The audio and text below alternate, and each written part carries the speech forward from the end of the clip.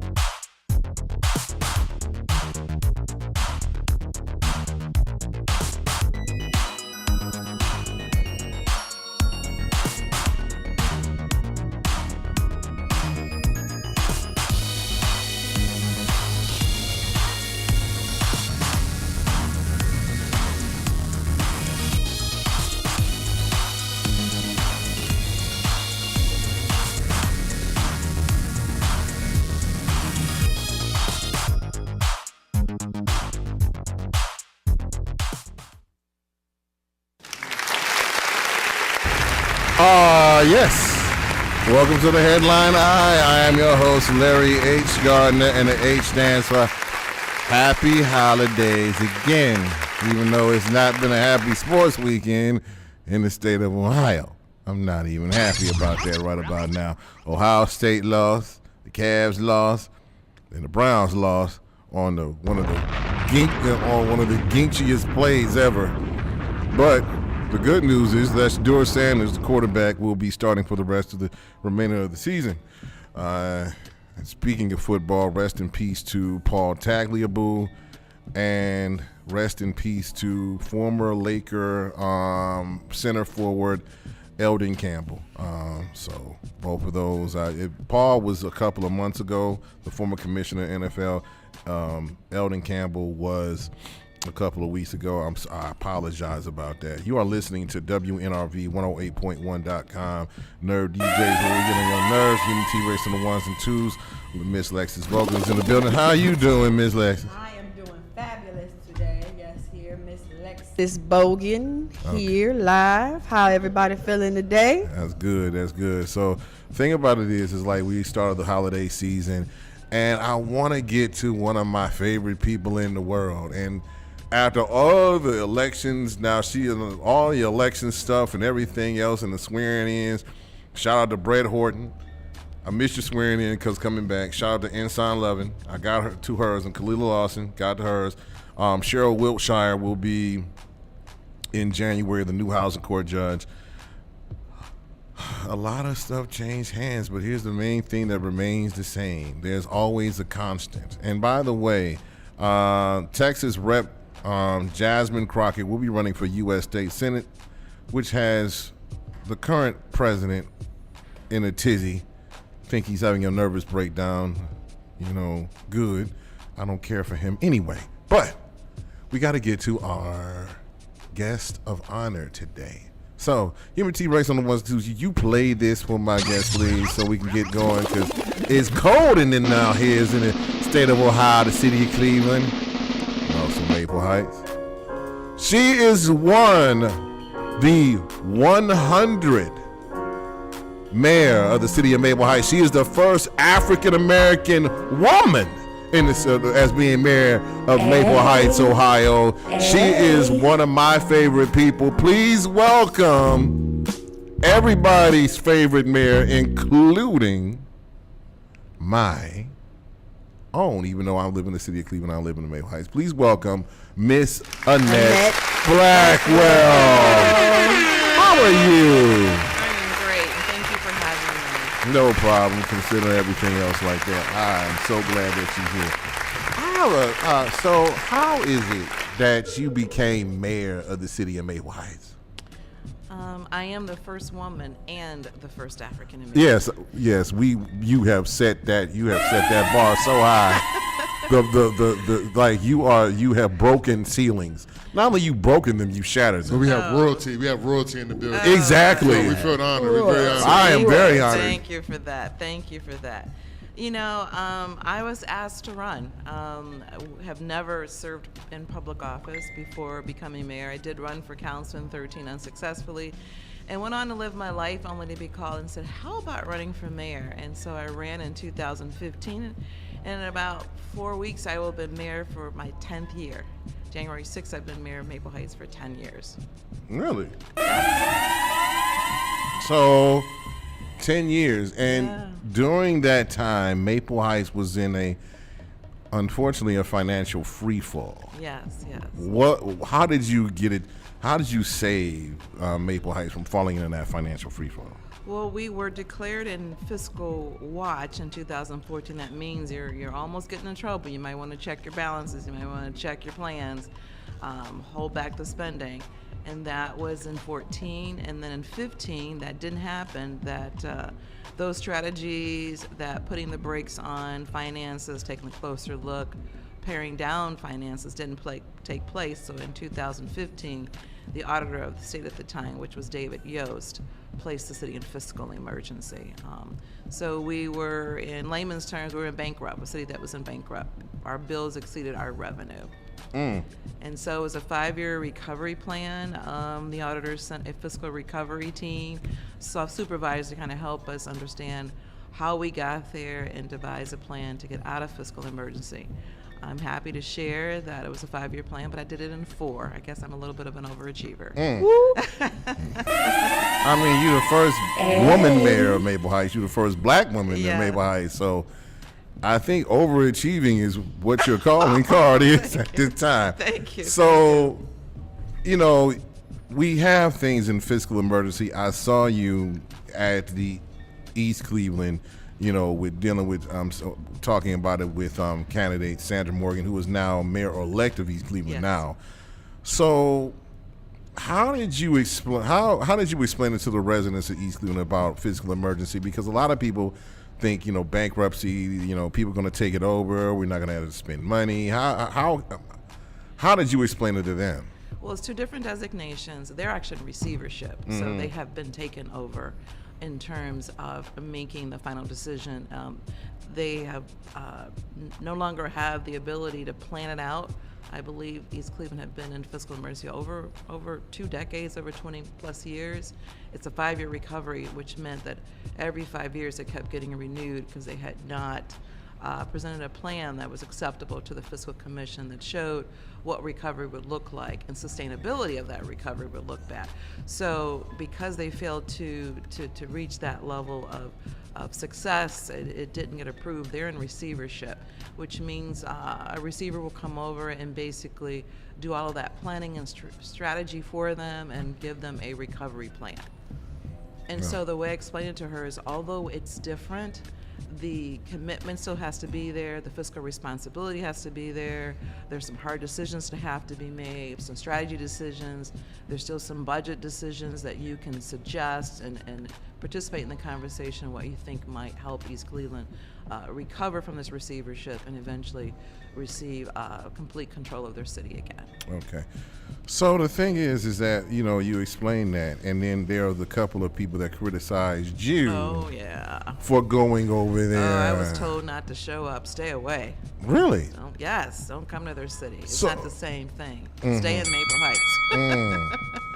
So I have a question. What do you say to the people that criticize you pretty much? Because you're pretty much everywhere. I saw you at Ensign swearing in, everything else. So what do you say to the people that, you know, pretty much that say that you're not helping, you're a part of this problem, blah, blah, blah? What do you say to them? I don't say anything to them. I stay focused. You know, this is a ministry, and I'm living a purposeful life. Ministry is not always putting a collar on and getting a pulpit and speaking to a large congregation on a Saturday or a Sunday, depending on when you observe Sabbath. Ministry is people doing the very best they can for the people that God has created, and they've been called to, with a gift, whatever that gift is, to make a difference, and so that God shows up. And so when I'm in ministry and I'm living my purposeful life, I'm focused on that, and I don't make apologies for that. I'm simply being obedient, letting God order my steps. Amen to that. Miss Alexis, you have a question for the mayor. Yes. So you're very inspirational. So Thank I you. have a question for you. All right? Yes. All right. So what message would you give to young women and mothers in Cleveland and Maple Heights who want to lead, build careers, or even step into public service, but feel like life is pulling them in so many directions? It starts with really spending time with yourself and understanding what your gift is. We're all gifted. Some are gifted in singing, and they take their voice, the gift from God, and they become national recording artists. Some may be gifted in fashion design. They become fantastic fashion designers and open their own boutique. Some are great hairstylists, beauty consultants, real estate agents. Find out what your gift is. Everybody has a natural gift, and that is God's gift to you to live in and to grow in and to share with others. And it lifts us up in places that we didn't always know that we belonged or we could get there. But if we operate in our gift, we see the stories, those success stories. We see the award shows. Those are people that have given a gift. I think of Whitney Houston, not to be corny, but to be honest. That was a voice unmatched. Understand that Rihanna just made billionaire status. She has a gift of singing and a gift of creativity, because singing is a creativity, but so is beauty and all the other gifts. Some people have multiple gifts. We don't always tap into all of our gifts, but we're all born with a gift from God. Understanding what that is and staying in that purpose, moving in that purpose, really seeking God in all that you do, or your higher power. If that's not God, that's a different name that you call it. But really understanding who you are. That means spending time alone. It means being focused, saying no to some things and yes to things that you may be afraid of. Absolutely. I like that answer so much. All right.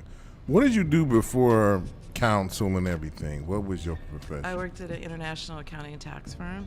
I was a senior property tax analyst for 16 years. I worked in all 88 counties of Ohio, and I managed 2 practices in India.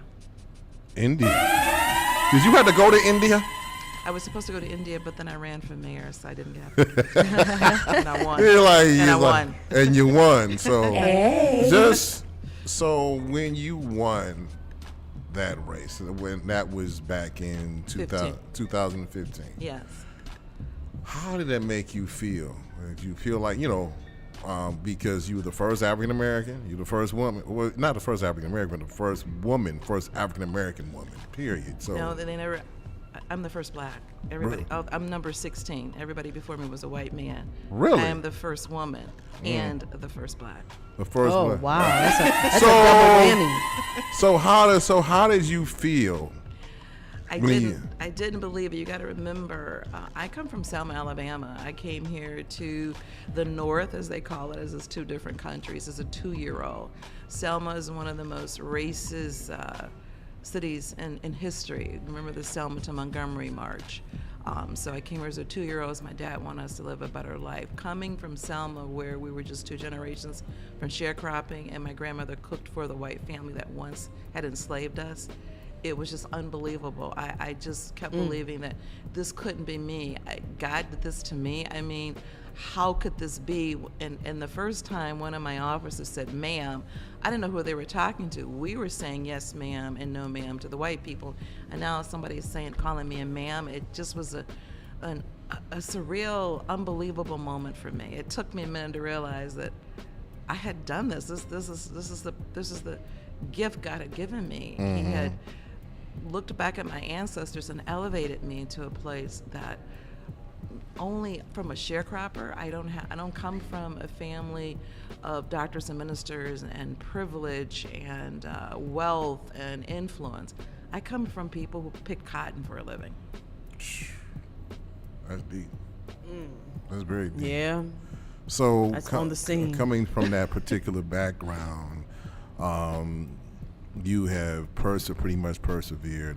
And with you getting Maple Heights out of the financial trouble, you already have the analytics, background anyway. So yes.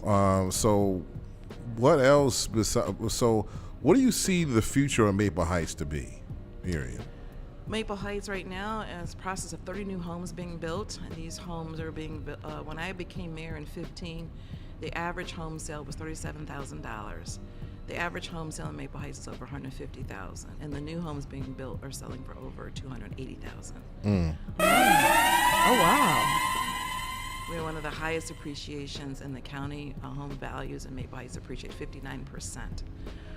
So what I see from Maple Heights is all of the investment that left us, the disinvestment that took place in Maple Heights is being replaced by significant investment from a diverse group of developers, single developers, huge development companies, wealth being found in our real estate, an appreciating asset that we can tap into.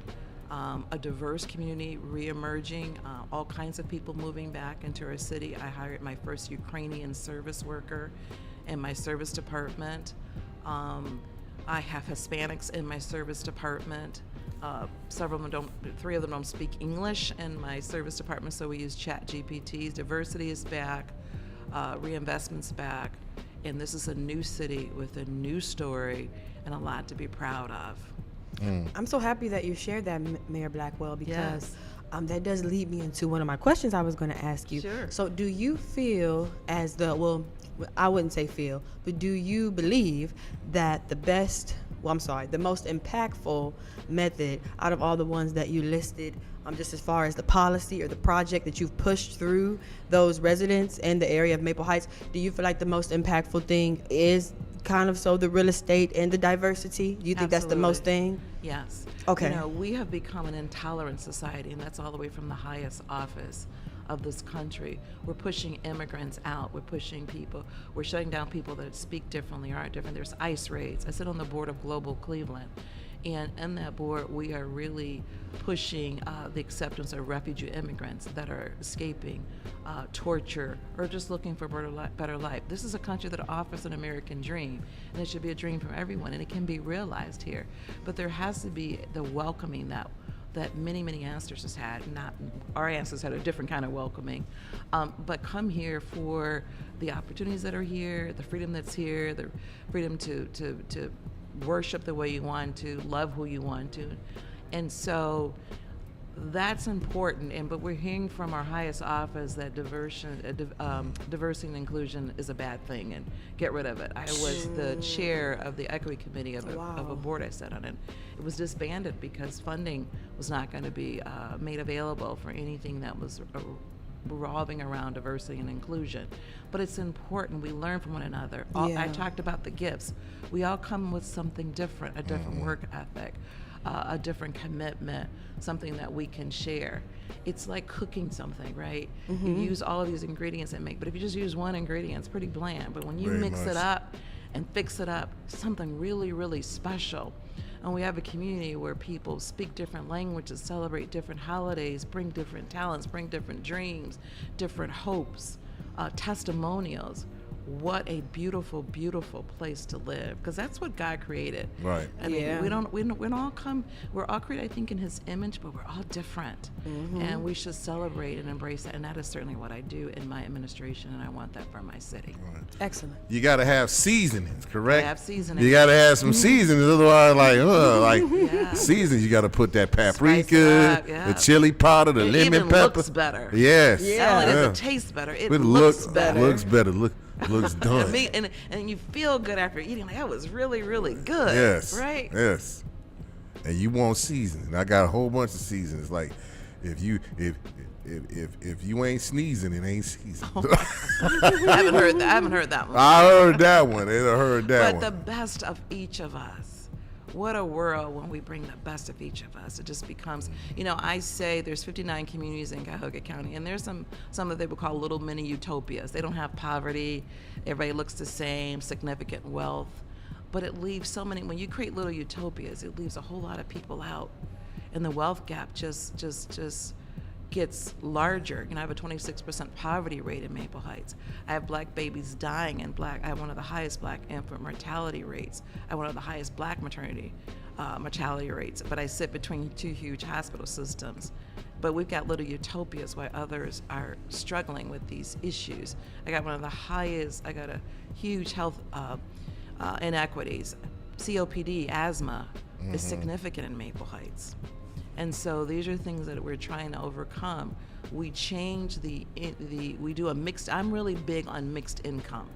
I don't think we should have cities of just all poor people live in this city or zip code and all rich people live in this utopia. Yeah. I'm a proponent of a mixed income community with diversity, with building new homes, with older homes, with apartments, with ranches, with people of color, people of wealth, middle income, higher wage, some poverty. That's a mixed income neighborhood. I'm a proponent of a mixed income neighborhood. So, a question about the mixed income. Do you think that the people who are the lower wage will get some pointers from the people who have the higher wage and build themselves up with this mixed income? It increases the revenue, right? It increases the revenue.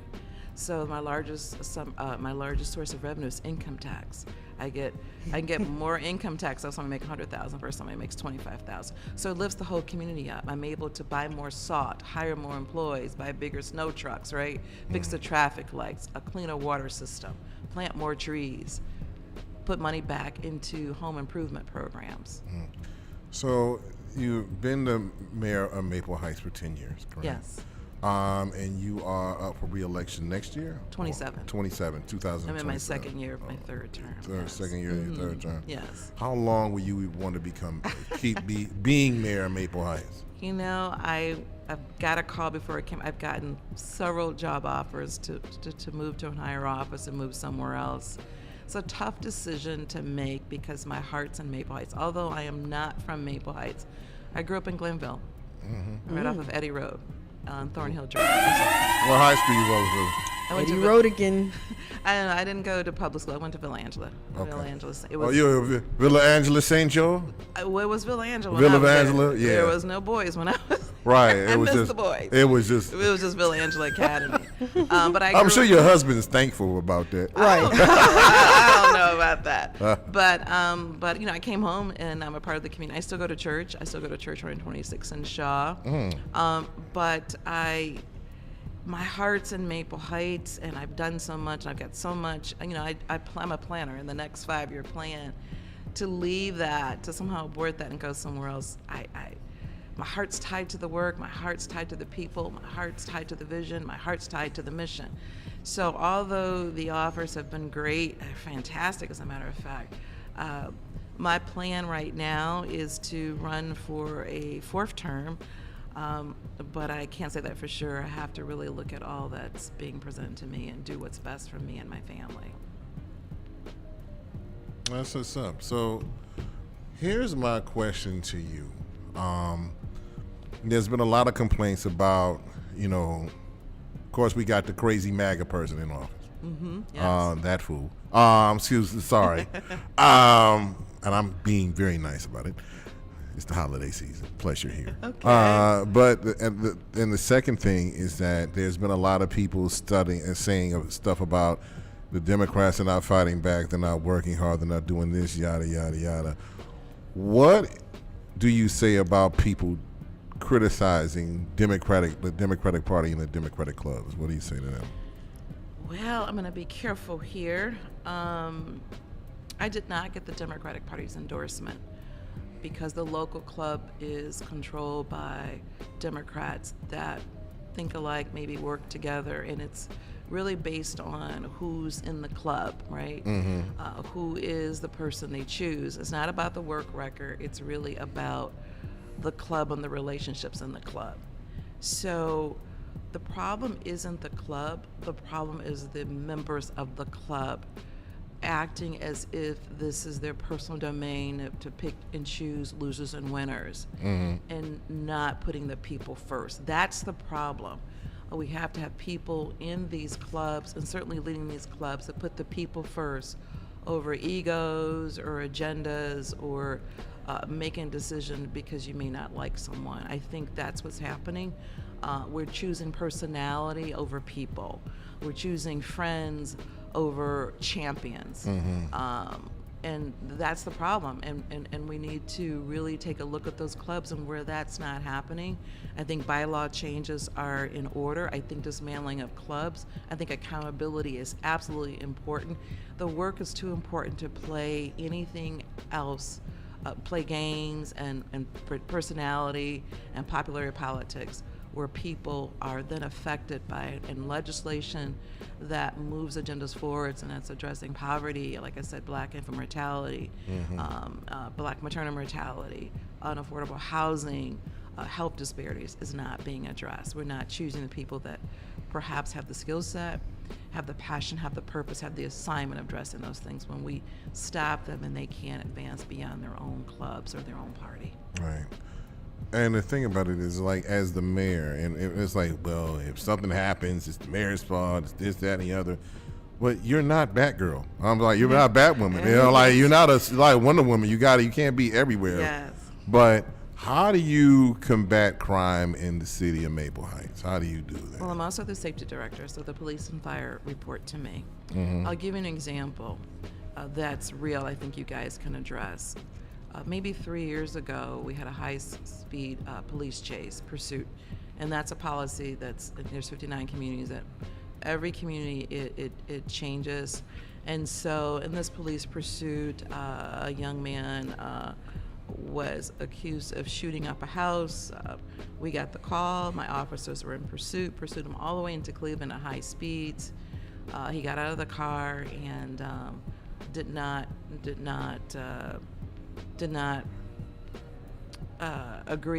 follow directions. Right. And so, but it was a high-profile case. I can't speak more than that. And then soon after, we had another high-speed chase. And the reason for the chase, according to my officers, there was a tinted window and the driver was driving erratically. Speeds got really high, leaving Maple Heights, going to Cleveland, because we're right next to Cleveland. In that pursuit, two drivers didn't hear the sirens and were hit, and the officer in the police car went up a utility pole. I took a look at that and I said, no more police pursuits unless it's imminent danger. Tinted windows, driving erratically is not a reason to pursue, because innocent people are hurt. So in my role as the safety director, my job is not to carry a gun. My job is not to put people in handcuffs. My job is, I'm an accountability, and my role is accountability and advisory. And the advisory was, we will not do high police pursuit chases in Maple Heights. So that's one thing. Making sure our police and I are on the same page. We're keeping the welfare of the people together. They're honest. They're transparent. They're ambassadors to the city. We do a lot of youth engagement. They come to all of my city events, so that my residents' first encounter with them is not when they're in trouble, but in a safe environment. In addition to keeping the city safe, recently in the last 2 months, I've started a Father's Club. We had the high-profile shooting at Giant Eagle, where the young man came out of Giant Eagle and in a carjacking lost his life. Yeah. And we're finding that youth are usually involved. So how do we change the mindset? How do we give them hope? How do we remind them that they are someone and they have a future? So I started a Father's Club. 2/3 of the households in Maple Heights are single female-headed households. Dads are out of the house. Dads may be in and out of prison, or newly returning citizens struggling themselves. And so who are the champions? Who are the mentors? Who are the father figures? And so I think the Father's Club will be a way to embrace those young men and show them a different way, and encourage them, support them, financially, spiritually, emotionally. Exposure is important. A lot of kids have not left the 44137 zip code. The world is bigger than Maple Heights, and you want to be able to enjoy all that it has to offer, but somebody has to show you how to get out, how to move beyond your circumstances, how to be the man that you were called to be, how to be the difference. Some people say change agent. I believe that we are destined to be more than that. We can be change captains. Change captains. I like that. I really like that. And the thing about it is like, so before we go to break, Yes. You said that, and of course, you know, I lost a friend of mine, Tamaya Westmoreland, to a high-speed police chase. She wasn't even the one being chased. They were chasing somebody else. Yes. and then I-90 and everything else like that. So there's a lot of the one at Eddie Road. That that one. was It was a friend of mine from high school. Yeah. So it was, I applaud you. Yeah. Black Fist Up for you stopping those high-speed chases, because it's not the person that you're trying to catch that gets it. It's the innocent people that just coming home from work. Yes. Or getting on the freeway that catch it. Right. So I thank you very much, You're Mayor, for welcome. that. And one last thing before we go on break, though. What do you see the future of Maple Heights being? Other than what I just shared with you, Mm-hmm. we're going to be our own utopia. We're going to define what our utopia looks like. Okay. That's what's up. That's what's up. When we come back from break, on the headline Eye on Nerve DJs, WNRV108.1.com, we will ask, since this is the holiday season and I'm being a little bit festive today, I want to find out what the Mayor Blackwell's favorite Christmas gift was. So, besides being mayor of Maple Heights, that'd be the best gift ever. I was mayor of a metropolitan city or a utopia. That pretty much would be it for me. But we want to find out. We'll be right back on the headline Eye on Nerve DJs, WNRV108.1.com. When we come back. This is WNRV 108.1. Snowy skies. What are we waiting for? There's a concrete wonderland to explore. Yeah, you and I. Let's pack up all our things, take a drive. It's nearly Christmas Eve, and all I wanna do is run away to a place, no kissing, fast pace. Maybe you and me, yeah, we could be celebrating Christmas in the city. We could go wherever, whatever the weather, 'cause we will love each other forever and ever. We could take a plane, a train, an automobile. We're celebrating Christmas in the city. New York, Chicago, Seattle, in San Francisco, LA, or Philly. Let's see a show. The season starts tonight, and all I know is when you're by my side. Oh, baby, Christmas just feels right. Oh, let's grab a cup of iced coffee, even though it's 10 degrees. And we can walk down 7th Street, find ourselves an ice skating rink, like the one that's underneath the giant tree that they are lighting up in 1, 2.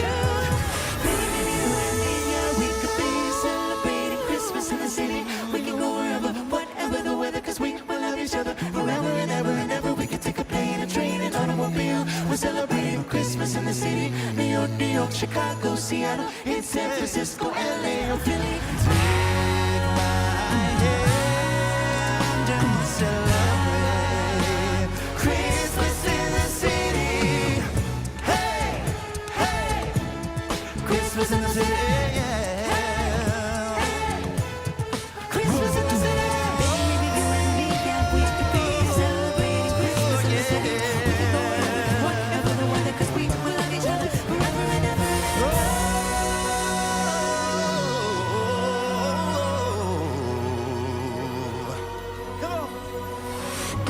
We can take a plane, a train, an automobile. We're celebrating Christmas in the city. This is WNRV 108.1.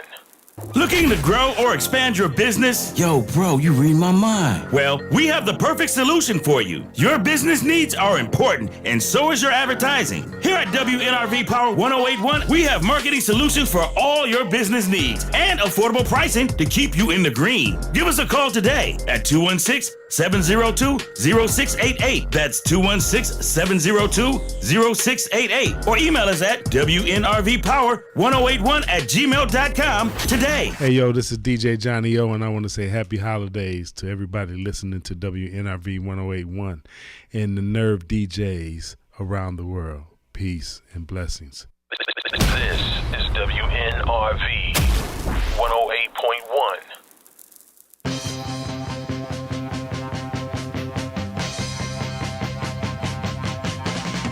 Santa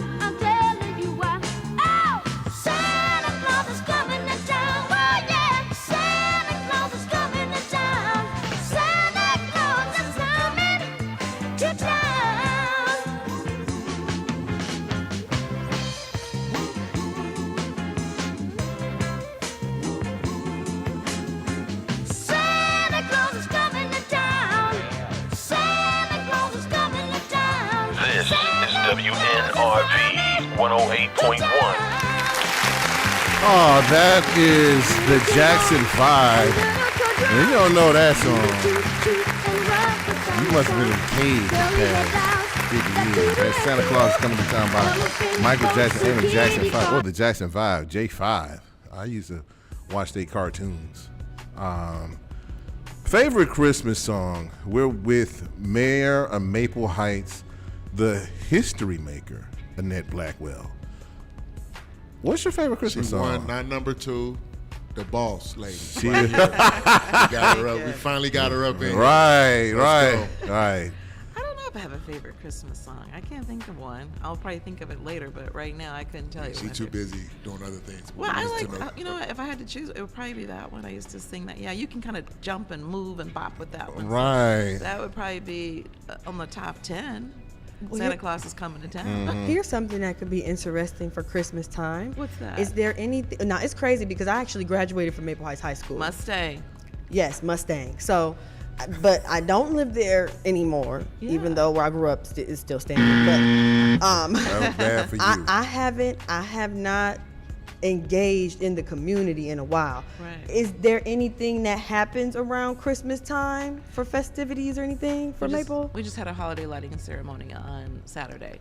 Okay. So hot chocolate, and we lit up the municipal center, you know, lights and Santa Claus and hot chocolate. And we got a grant from Fifth Third Bank, so we gave all the kids free hats and gloves and candy bags. Oh, that sounds so Yeah, delightful. Yeah. That's nice. That is very nice. So, since we are in the holiday spirit, and shout out to Miss D Williams that came in from Las Vegas, and I had to make sure that I get her bags up here. What is your favorite Christmas gift? Anything diamonds. Earring, I bracelet, love it. diamond custom watch. So wait a minute. Do you agree, Miss Lexus? I mean, what female is gonna hate a diamond? I know. I'm not even gonna ask Dee Dee. I ain't gonna, cause I already know her mama. If you buy me diamonds, what did you do again? I forgot. Yep. I'm So- okay with some diamonds. So diamonds will make you forget mess ups. Miss Lexus, is what you saying? Almost. Depend. Like if it wasn't, if it's not too bad, yeah. Yeah. Okay. Yeah. It makes me feel better. Right. Like he's clearly sorry if he paid for this. Absolutely. Put some thought in it. Put some thought in it. And not some house shoes or some Bath and Body Works. You put some thought in it. Right. Hey, there's some thought in it and money behind And it. money, yeah, All right. No wonder why Kobe Bryant bought that dang diamond, pink We diamond know. ring. He knew what to do. Right. Depending on the mess up, determines the type size diamond you need to come in there with.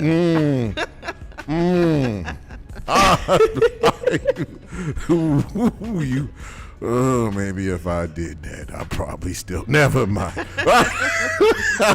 It's like, but that was for $1 million. Well, man, he had the bread. Rest in peace to the mama. So,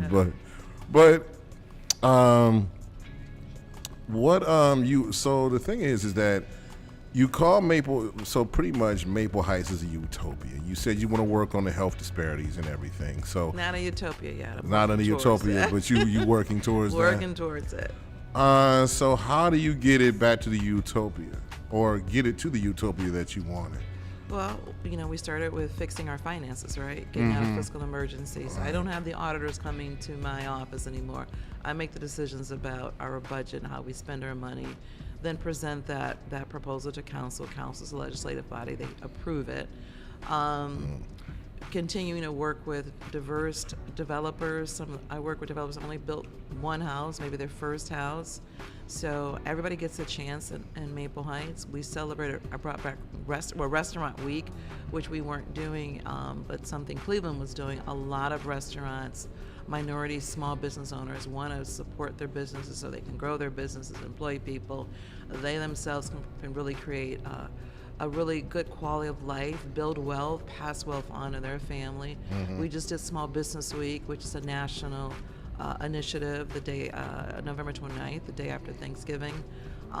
We have music in the park 4 times a year.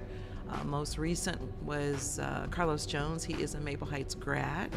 And so we did a big welcome home concert for him in September. It was unbelievable.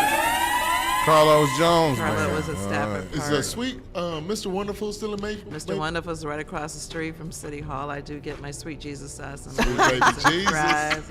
I It's do so that. great. It is so Oh, good. But I right. really, really focus on small business. It's a big initiative of mine. We want to fill up empty storefronts, create opportunities, support entrepreneurship, promote entrepreneurship. And so those are the things that we're doing, building housing, a diverse housing. A couple years ago, we built a 53-unit, $14 million senior housing development for seniors who don't want to live in their homes anymore, but are still able to live with some assistance or living in senior house. So you have to have a diversity in housing, senior housing. Maybe 4 years ago, we did diverse housing. They called modular homes, build the basement, and then we build the top of the home somewhere else in a warehouse, and then we put it on the slab. So 2 pieces came in from Southern Ohio on trailers, and we dropped it on the basement. So we have modular homes, we have new homes, we have rehabbed homes, we have bungalows, we have ranches, we have tries. We don't have a lot of apartments, and contrary to what people think, Maple Heights is not a rental income. Over 63% of the people are homeowners. They own their homes. Right. So there is stability there. There is wealth building there in terms of the equity. And there's a pride of ownership in Maple Heights. These are all, we're fixing roads. Over 10 years, I put $500 million in infrastructure repairs. New streets, new sewers, new gas lines, new water lines. Right now, my street's torn up, new cable lines are coming through. So Wi-Fi, and so we're internet connected, and people have access to the world beyond our zip code. Those are the things that begin to help you build the best, closest you can get to a great place to live that people choose. My little version of utopia. Right. What about like a hotel or some hospitality there? Or, No, we don't have a hotel. Maple Heights is a built-out community. There's over 9,000 housing units.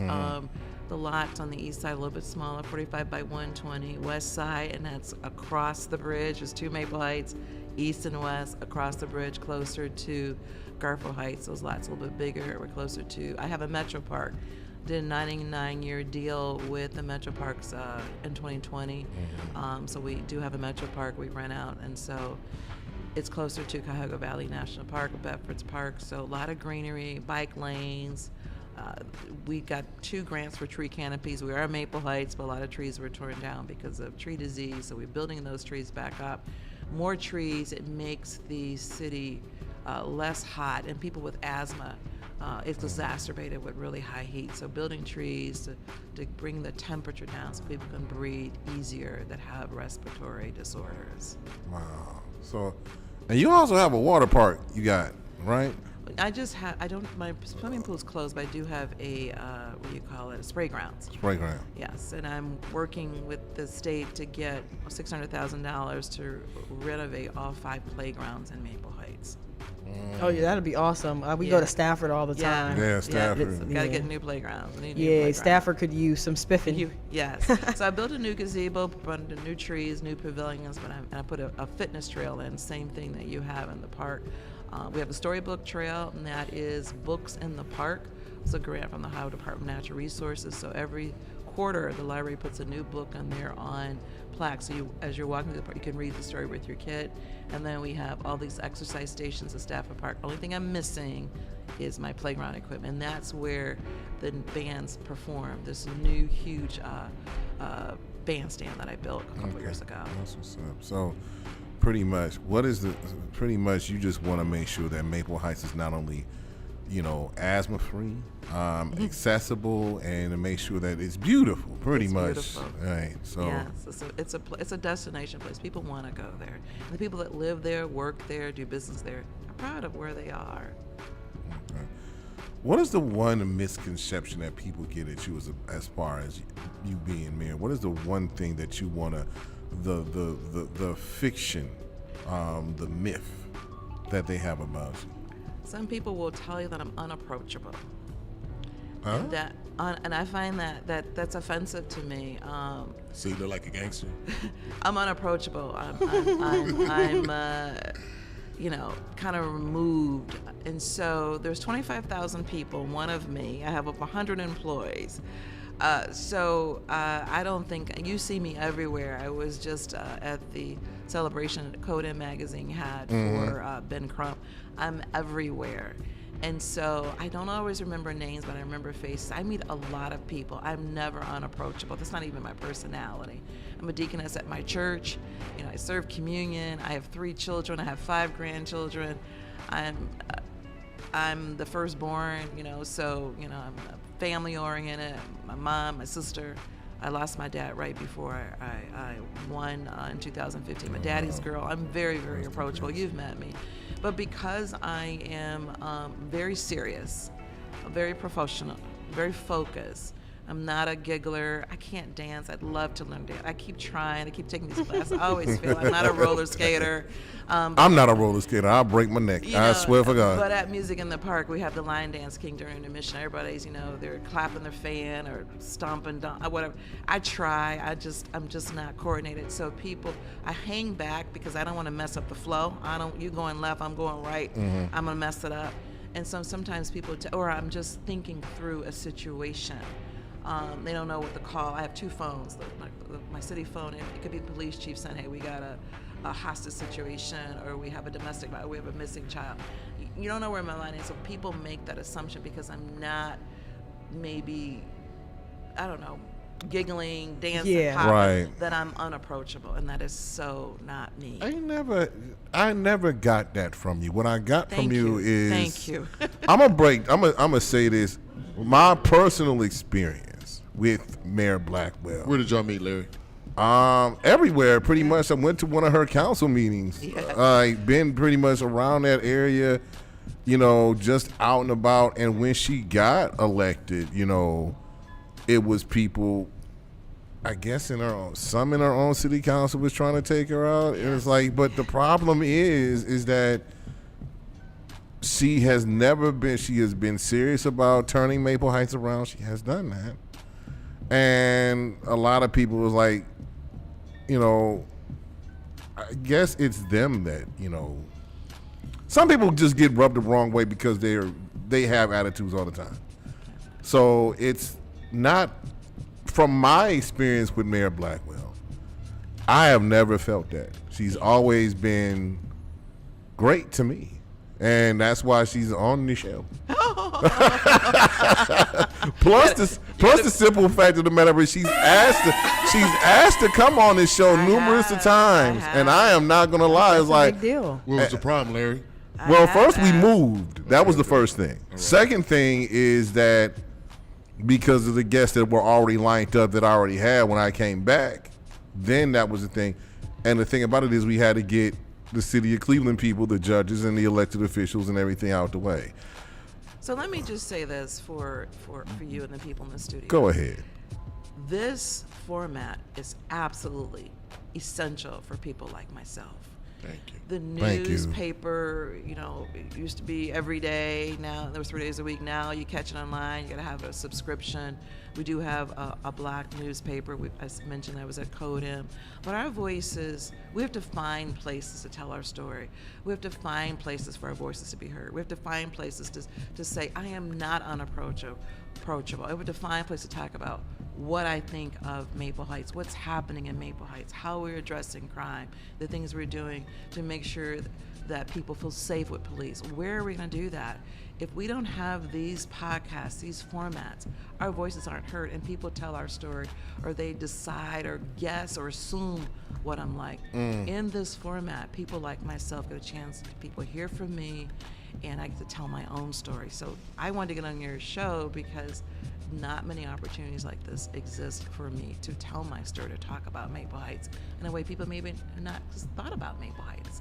Right. Only what the news says on 19 or 43. Right. And the thing about it is like, that's why, you know, created tomorrow, not tomorrow, but next year will be year 10 for me being on the air, period. Thank you for what you do. Thank you very much for appreciating that. I appreciate you saying that because... And you show up in rooms and you get the story.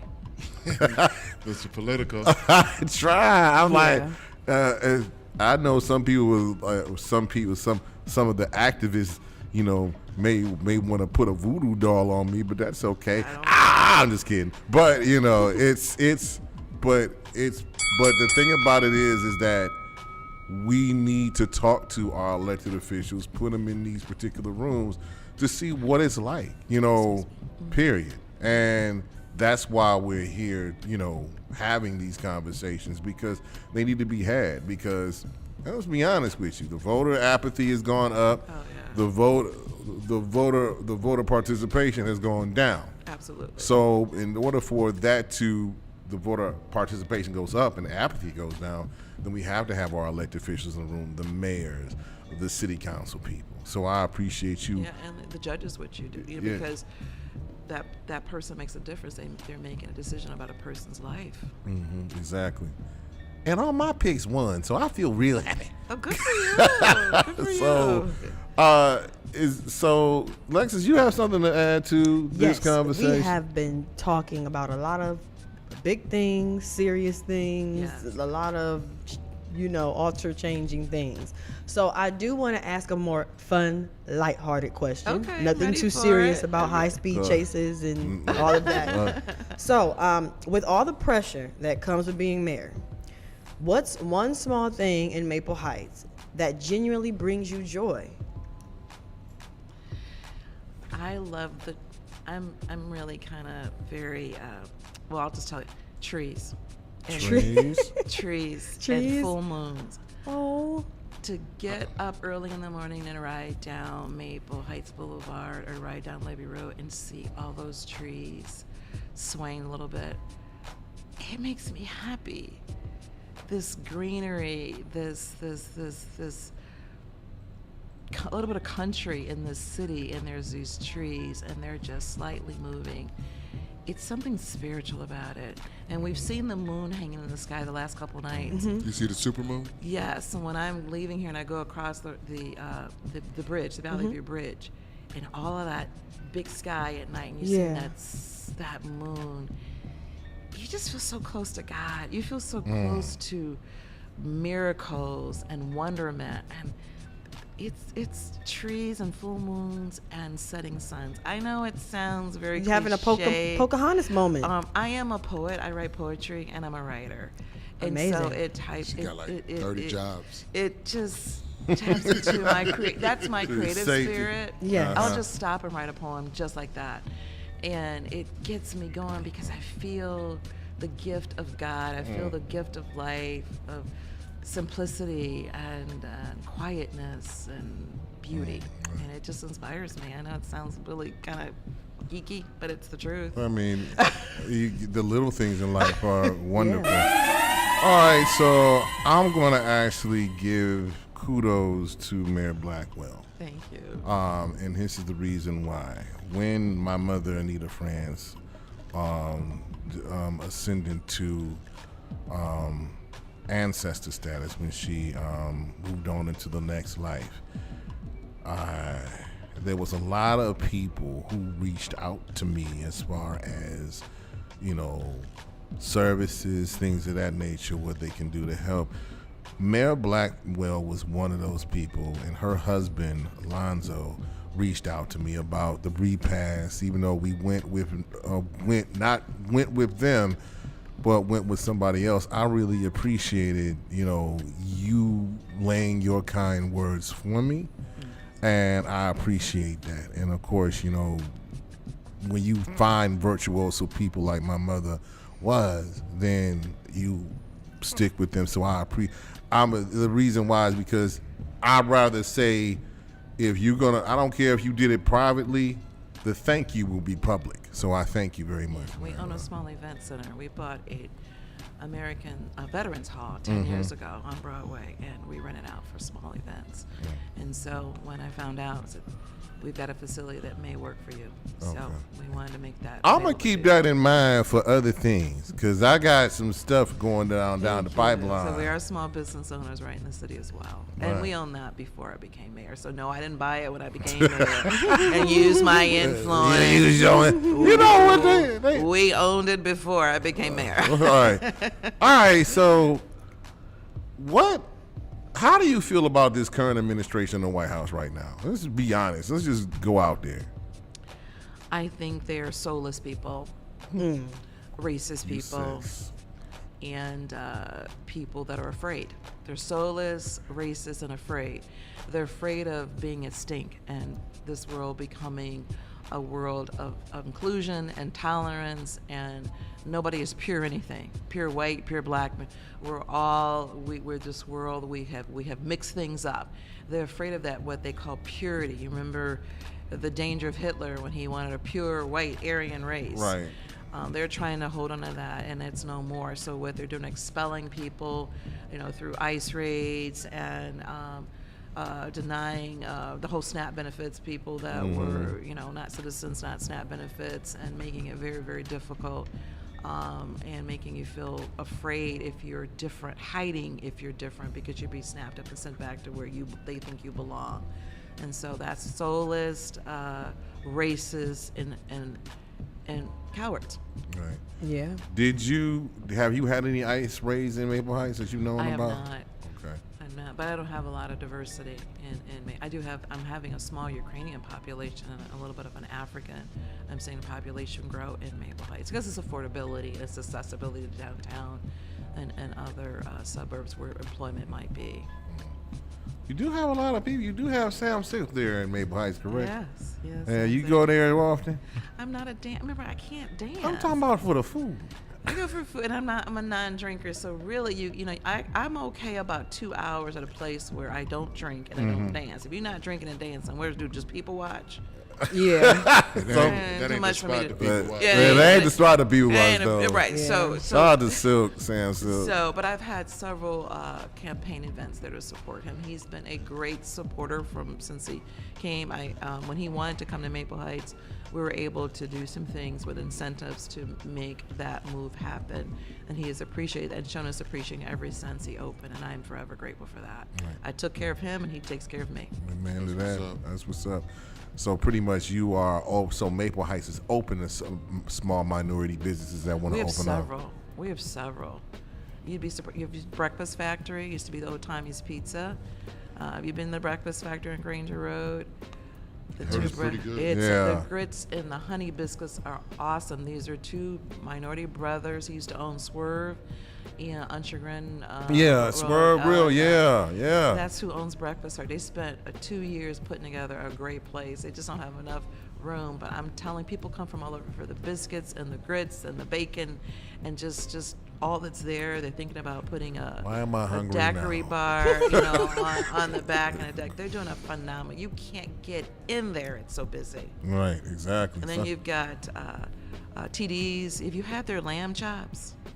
I have not. TD's lamb chops would just make you. No, you're right. They're so Those good. lamb chops are ridiculously TD's amazing. lamb chop. Yes, right on Orange Center Road. She putting on all the spots. Actually, everything free food promotion, is low key, so but everything good. TD's serves is And delicious. you got Mr. Wonderfuls. We talked about. Oh yeah, that Mr. We chicken. talked about Mr. Wonderful. Sam Silk's got. You got red velvet cupcake next to Sam Silk. There's some good eating.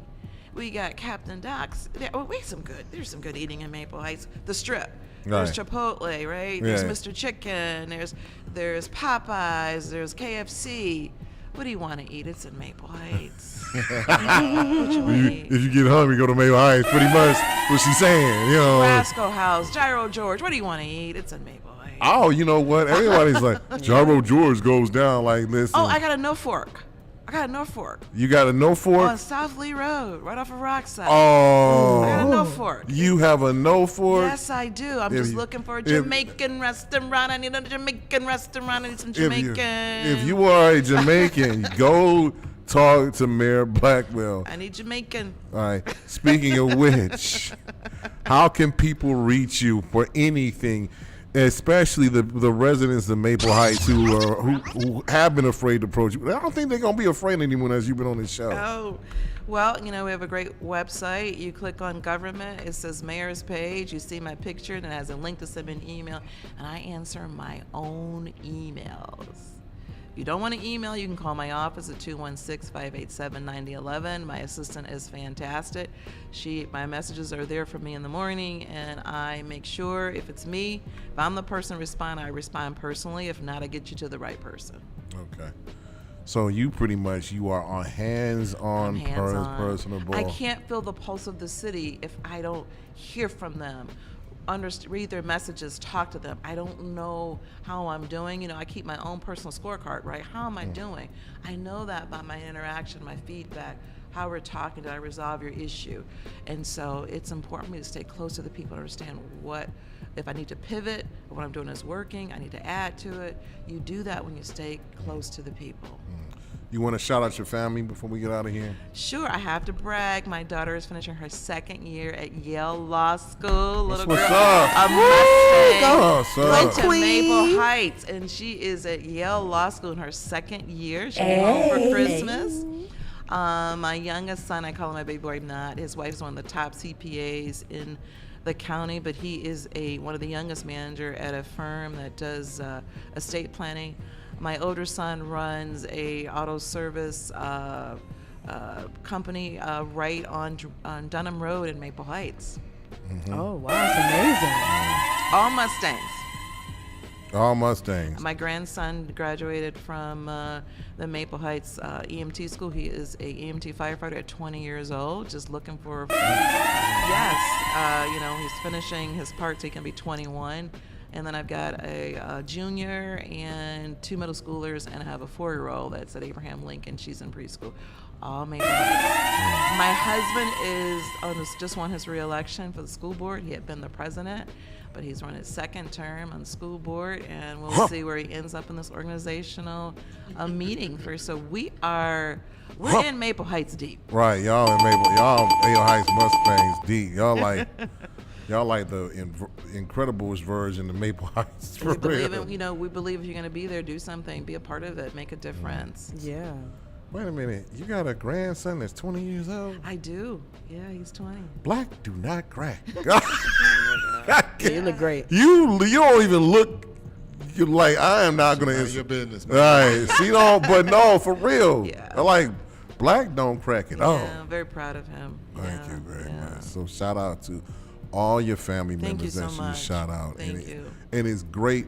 See, and this is another reason why people need to listen to these shows, because of the simple fact of the matter is that we always talk about negativity of black folk, the YNs, this, that dang Diddy documentary, 5-6 times of it. But he had to get it. He had to plug that.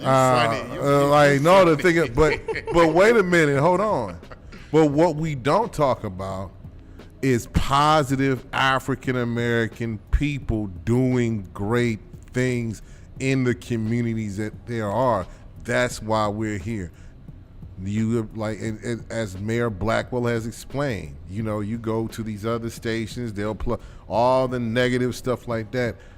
The positive stuff, nobody plugs this in. Everybody talks about the negative of Shador Sanders and the positive stuff. The positive thing is that y'all realize that Prime Time was in Cleveland watching his son play. He was. And he was on the sideline just giving his son kudos and stuff like that. We don't have the thing about it is there's role models. You just don't have to don't have to be celebrity to go to the role models. There's role models right here. Mayor Blackwell is a role model to African American women. Her husband is a role model for African American men. And the thing about it is they're role models to their own, not only children, but also grandchildren. So we have to give kudos and props and flowers to where it's due. Yeah. Thank you. Have to highlight these moments. Thank you so much. Super highlight them. It's like highlight them like Christmas trees. For real. Thank you. So, thank you. I just found out that on Neela, first time in 100 years, they're not doing the lights this year.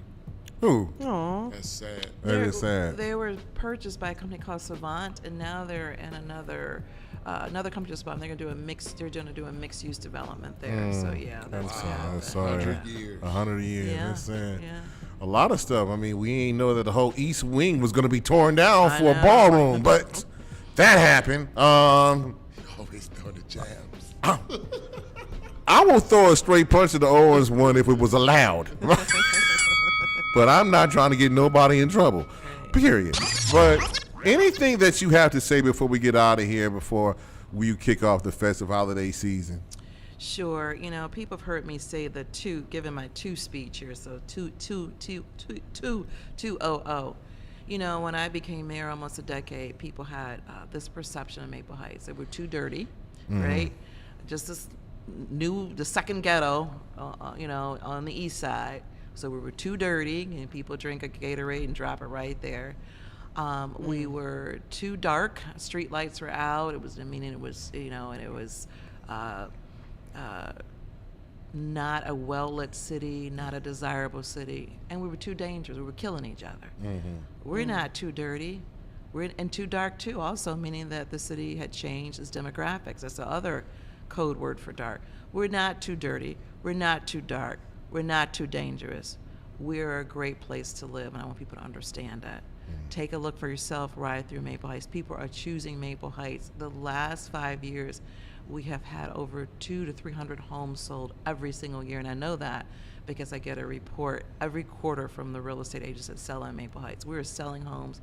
People are choosing to live in Maple Heights. So get rid of the two. We're not too dirty, we're not too dark, and we're not too dangerous. Maple Heights. Just too strong, pretty much. Oh, I like that too. We're too strong. All right, that's what's up. Thank you so much. No problem. I really appreciate it. It took me a while to get here. I'm so glad I came here. You guys have made me so comfortable. I feel welcome, and I feel accepted, I feel acknowledged, and I feel understood. And you are always welcome to come back here. Yes, you are always welcome to come back here. Well, let me either run another term or move to another office, however God moves me, and I'll have a new story. Okay. Thank you so much. Congratulations. Happy holidays to you guys. It's been a pleasure meeting you. Happy. Anything I can do, let me know. I will say this, I'd love for you to move this show on the road and come to one of my concerts at Stafford Park. Oh, wow. We could do that. I have 300 people that that come to every concert. I'll send you the list. You pick the concert you want to come to. I'd love you to get the vibe of the crowd, film that, and let people see just how amazing the good time we're having in our city. I'd appreciate that. I will. Thank you so much. I would definitely do that. Okay. Before we go, and I'd like to thank the mayor again, I would just like to say, to anybody that's during the holiday season that needs a pick-me-up and things of that nature, please reach out. You know, a lot of suicides happen around this time of the year because a lot of people don't feel like no one cares about them, no one loves them, things of that nature. But please talk to somebody. Reach out. Call an awareness helpline. And for those family members, if you know that somebody hasn't talked to them a while, call them, make sure they're okay. Even the strongest family members need that pick-me-up. You know, this is going to be the first, unfortunately for me, it's going to be the first Christmas without both my mother and father being physically on this earth. And I'm not saying that it's difficult, because it is. But sharing my story with somebody else who's probably going through the same thing, and I want to send my prayers to Des Moy, who just lost his mother, and Troy Harris, who just lost his mother a month ago.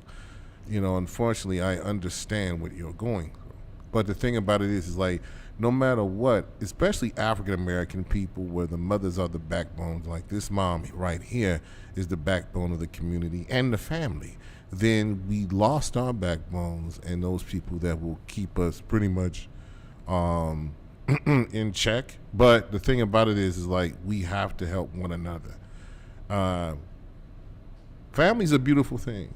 And fathers and mothers are very important, but also family's important. So if you are family, even if you're not blood related, make sure you check on your people. A tentative time for next week will be the last show of this year. I thank Mayor Blackwell here. I do have a Christmas card for you before you get out of here. I do apologize. I was, as far as running and everything else like that, I didn't forget. I give grace all the time. Thank you very much. I want people to give me grace. We will give you grace. I might not get any for having you on the show, but I don't care anymore. But it is what it is. But we love you. Thank you. And Miss Lexus and everybody, shout out to Dee Dee for stopping in. I'm going to just, get out of here. If nobody tells you they love you today, I do. We're going to end with one of my mama's favorite Christmas songs and my daddy's favorite Christmas songs and every African-American person's favorite Christmas song. This is Silent Night by none other than those Temptations. Yeah. Peace, love, and hair grease. We out of here. Till next week.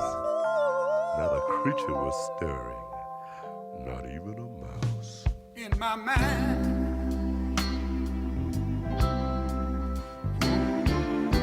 I want you to be free.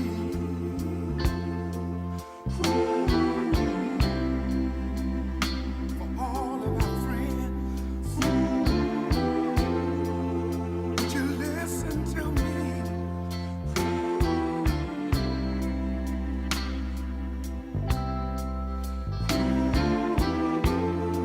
Now hear what I say. We wish you a Merry Christmas to each, to all of you, one of you.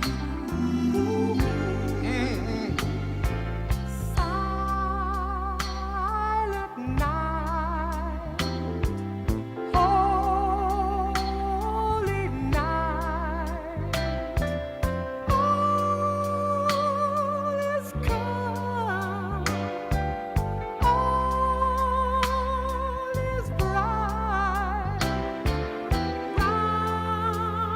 Round young virgin, mother and child, holy infant, so tender and mild, sleep in heavenly peace. Sleep, sleep in heaven, heavenly peace.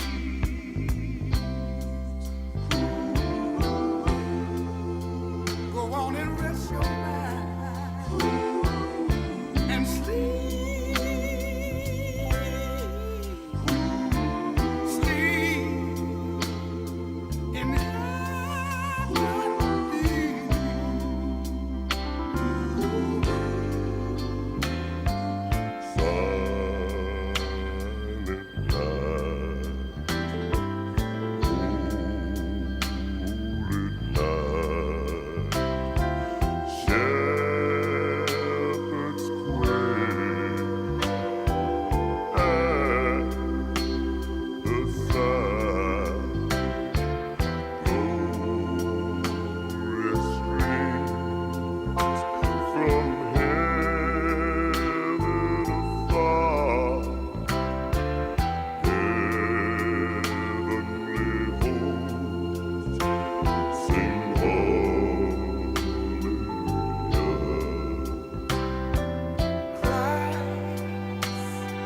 the Savior is born.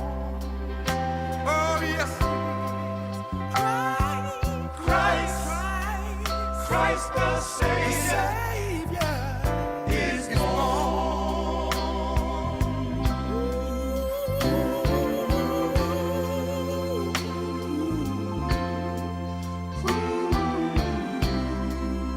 What a joyous day.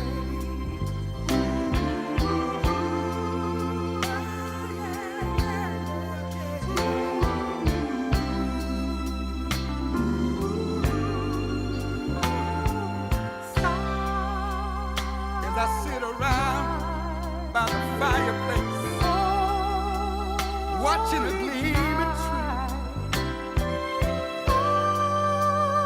If I had one wish in this world, it would be that all men would be free. Let's all hold hands to celebrate the Savior's birth. Let's give thanks unto the world. Jesus, tender and mild. Sleep in heavenly peace.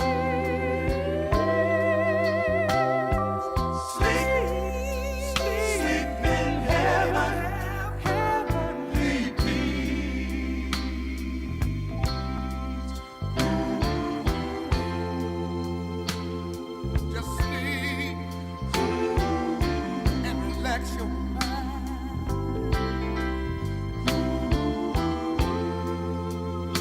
To all our family and friends,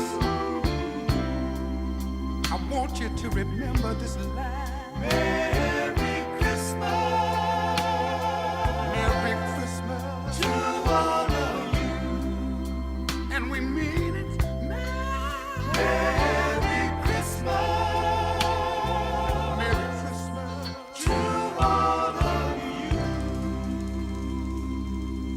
Merry Christmas from the Temptations.